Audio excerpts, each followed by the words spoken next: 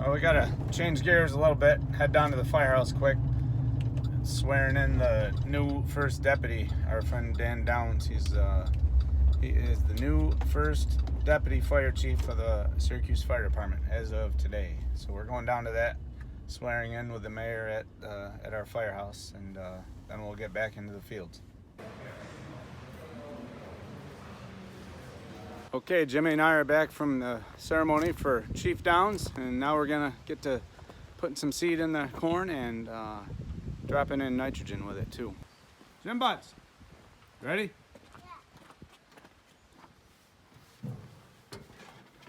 Yeah. Let's go.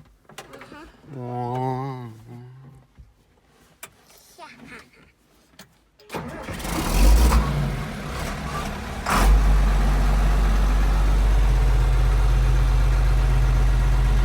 All right, on today's video, we're side dressing corn with nitrogen, which is a fertilizer the plant needs later on now. And at the same time, we're interseeding cover crops, cereal rye and radishes in between the corn rows. So I'll show you what we're doing, how we're doing that. And right now we're just loading up nitrogen into the saddle tanks. So you can see the pump, we're filling up these saddle tanks. They each hold 110 gallons. We'll fill them up. We're putting out about 30 gallons to the acre. So, and what this is an interseeder primarily. So this is dropping that cover crop down into these two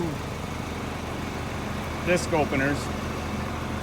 So we get two between each row of corn, and at the same time we're dumping our liquid nitrogen right near the corn rows.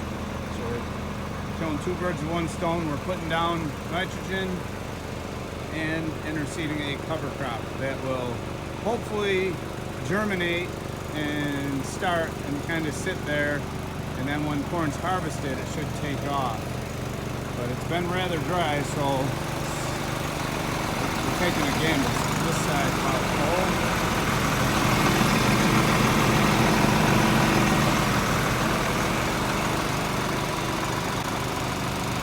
Okay, the saddle tanks on the tractor are full. I'll give you a peek of the seed up in here.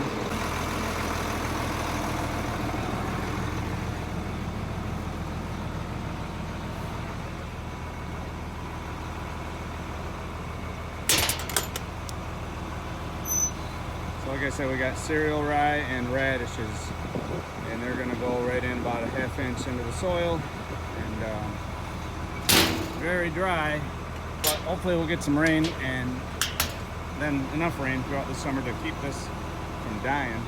That'll sit there ready to go until we harvest our crop, our corn crop, right, Jimmy? Yes. Harvest the corn crop, and then we have a cover crop growing already in there and ready to go to be beneficial. Hey, buddy. Hey, buddy.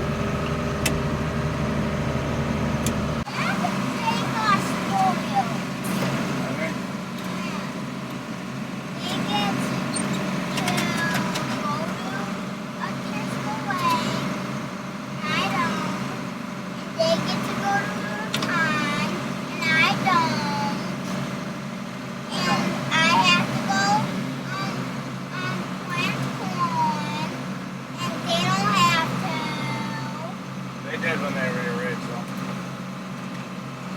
And they can just stay home, play on the devices.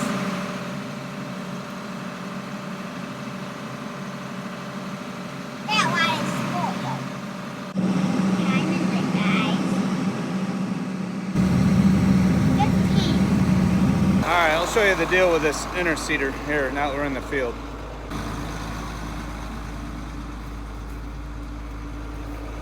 So, this probably makes more sense now.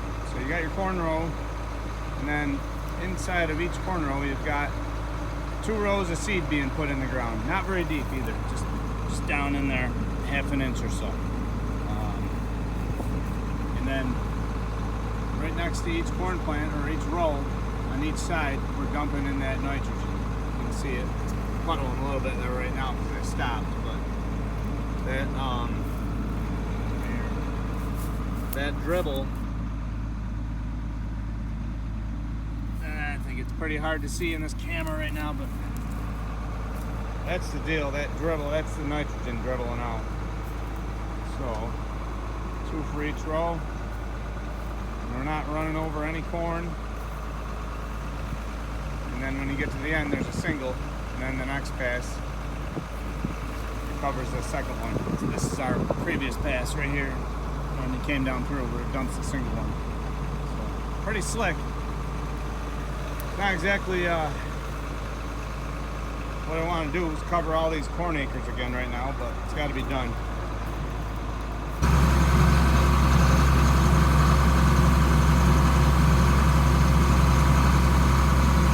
Let's get watching Daddy. Oh yeah, baby.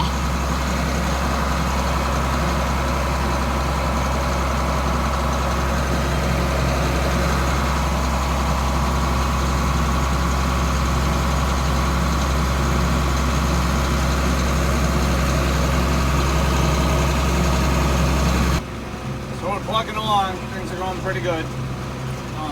Going through the right rates of the nitrogen, and I haven't had to refill seed yet, but it seems like it's running right where I want it to be. We did calibrate it by weight, so it should be pretty darn close anyways. This is Jonathan Martin. He is a seed salesman, and he's a cover crop and no-till type guy that he's interested in the type of farming that I'm doing too. He has this implement that we're using, this interseeder. This is his. It's something that he put together with the side dressing unit on it, and he's renting it to me. So yeah, down the road it would be nice to have something like this, but it's nice to rent this unit for now to get this done. So now we gotta hope for some rain to wash this in as well. So you can see the old cover crop from last fall winter season, and that's all died, or that's all dead. Now we're putting in new. So just an example showing you how we're trying to keep things growing all the time.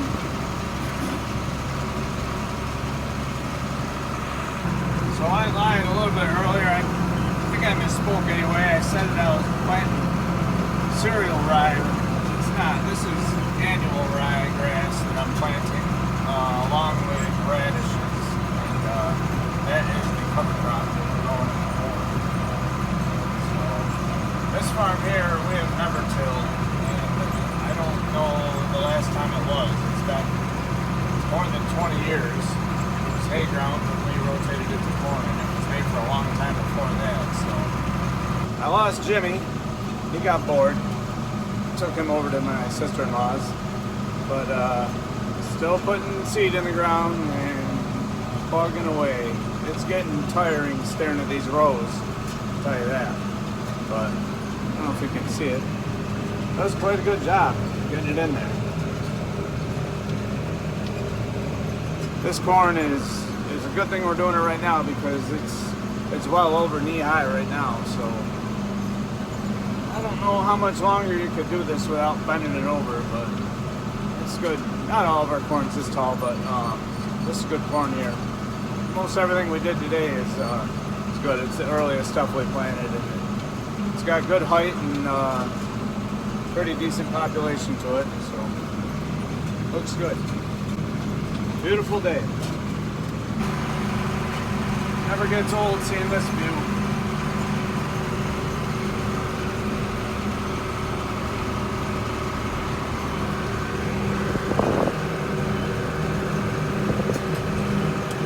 The yellow is showing what we've done. It just helps you to keep track and find rows if they're lined up too well, and it's hard to tell where your last 6 were. So, and we're just doing 6 rows at a time.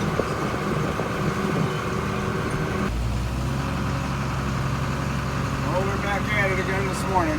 Probably looks like the same old familiar shot, same angle, but that's what I'm seeing. Both familiar angle. But we're plugging away, doing good. Get these acres covered. Beautiful out here in the morning. Just see some deer, fawn over there.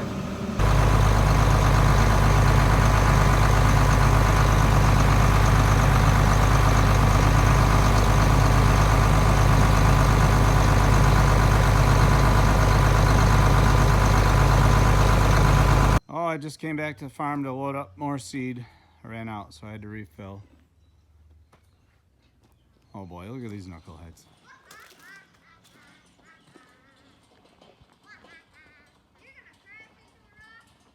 Jeez.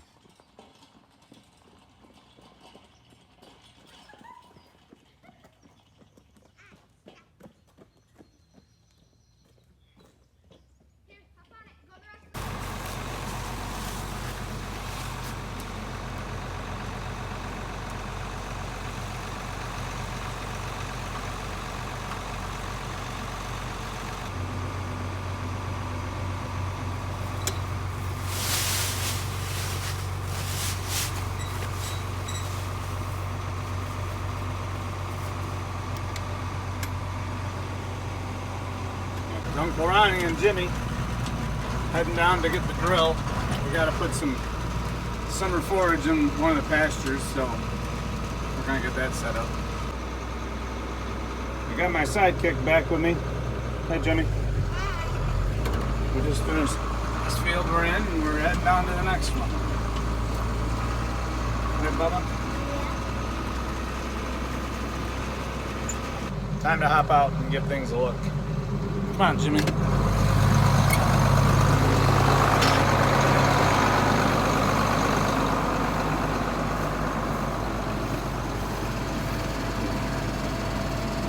got a little problem. We got signs of army worms here. See these? See these holes where they're eating? And then their droppings. There's one there. So it turns out there's two different types of army worms, and there's one that's not quite as destructive as the other, and that's the one we have. And it looks like it's about to go to moth stage anyway, so once it does that, it's not going to cause any more damage. Basically, the damage is done, and we're not going to do anything further. It's just the corn plant will keep growing and the problem is over. So you see all this cover crop residue? That we want that to be there. That'll go down to the ground and become organic matter as the worms eat it. And let's see if we can find some. Yeah, see that? So that hole right there, that's an earthworm hole. All these little piles like this, that's from the worms gathering up, eating all that material, and there's their hole right underneath. So these cover crops, we view them important because this corn crop is only growing for 4 or 5 months of the year, and that's not even that, you know, actively growing plant, feeding all the bacteria and worms and everything in the soil. It's only growing, you know, planted in May and grows through September, and you get a frost and it dies off. The rest of the year there isn't anything growing there to feed the worms and the good bacteria and everything.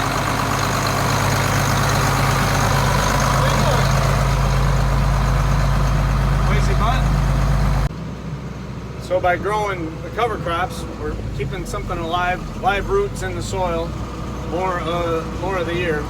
Like I said before, we try to get them all year, have something growing on the soil all year long. What's going on here, Jim? There we go. So that's why we're interseeding this. I think I said it before, this will germinate. Hopefully we get some rain, they'll start to grow. Sit there, kind of go dormant, and then when the leaves dry up and start to fall off, they'll start to let more sunlight in between the rows, and the cover crop will start to grow again. And then when we harvest the crop, then they'll get a lot more sunlight and it'll grow, and then it'll sit dormant in the winter. And some things like the radishes, they'll die, they'll winter kill. So depending on the growing season, they may or may not be more beneficial, but the rye will still be there, and in the spring that'll continue to grow, and that'll help suppress weeds. It'll shadow out other weeds that we don't want to get going and growing, and then when we plant next year's crop, the soybeans, we kill off this cover crop. There's more organic matter, more biomass to feed everything in the soil, to feed the worms. We're trying to feed the worms, trying to produce big worms, right, Jimmy? So what are we, worm farmers? Yeah. And the other advantages to having the cover crop growing is the erosion control from wind and rain. Just the roots to hold the soil together, and for heavy runoff from rains, so we don't lose our soil downwind or downhill. So it's hard to think about talking when I'm staring at these corn rows, trying to make sure everything's still working. Right, Jimmy? Yeah. So we're coming to some end rows that are on diagonals, so we're going to shut this off. Focus on this here.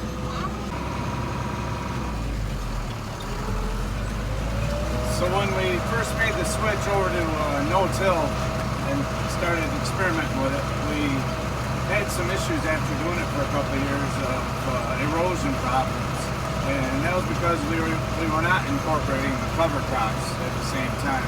So